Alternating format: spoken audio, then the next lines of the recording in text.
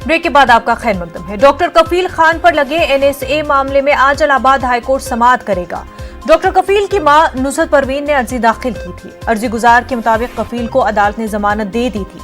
इसके बावजूद उन्हें जमानत पर रिहा नहीं किया गया, बल्कि उन पर एनएसए लगा दिया गया। डॉक्टर कफील पर लगे एनएसए की मुद्दत में 2 बार तौसी की जा चुकी है।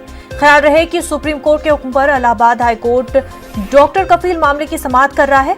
डॉक्टर कफील पर इश्तिहार अंगेज बयान देने का इल्जाम है। डॉक्टर कफील पर अलीगढ़ के डीएम ने एनएसए लगाया था।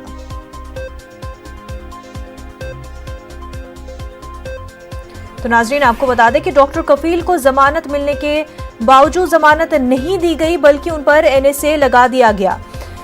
इसी मामले पर डॉक्टर कफील की मां ने अर्जी दाखिल की है। अर्जी गुजार के मुताबिक डॉक्टर कफील को अदालत ने जमानत दे दी थी, लेकिन रिहा नहीं किया गया।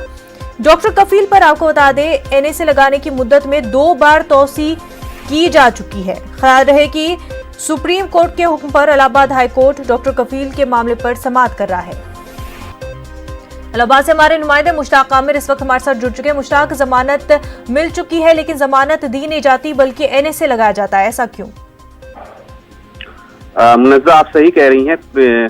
ये डॉक्टर कफील वाले मामले में तारीखें बार बार लगाई जा रही हैं और वो समाअत नहीं हो पा रही है और टल जाती है, बहस होती है।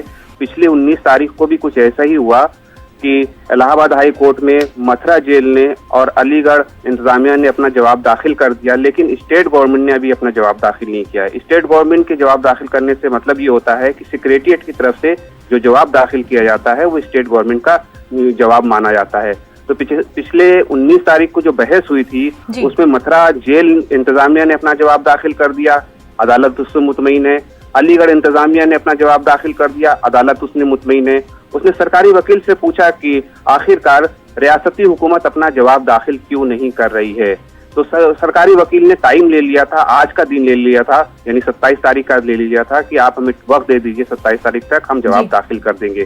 तो आज इस मामले की सुनवाई है और नुसरत परवीन की तरफ से ये दाखिल की गई है ये अर्जी, जिसमें ये कहा गया है कि ये जो गिरफ्तारी है डॉक्टर कफील की वो गैर कानूनी है। हैबियस कार्पस की जो अर्जी दाखिल की गई है, हब्स बेजा की अर्जी दाखिल की गई है और इन पर जो एनएसए लगाया गया है उसको चैलेंज किया गया है। अलीगढ़ में जो इन पर मुकदमा दर्ज हुआ था उसके खिलाफ भी अदालत को चैलेंज किया गया है हुकूमत को। तो इस बहुत अहम मामले की समाअत आज होनी है और ये देखना है कि क्या आज स्टेट गवर्नमेंट योगी हुकूमत अपना जवाब इलाहाबाद हाई कोर्ट में दाखिल करती है या नहीं। मुनज़्ज़ा, बिल्कुल मुश्ताक, बेहद शुक्रिया तमाम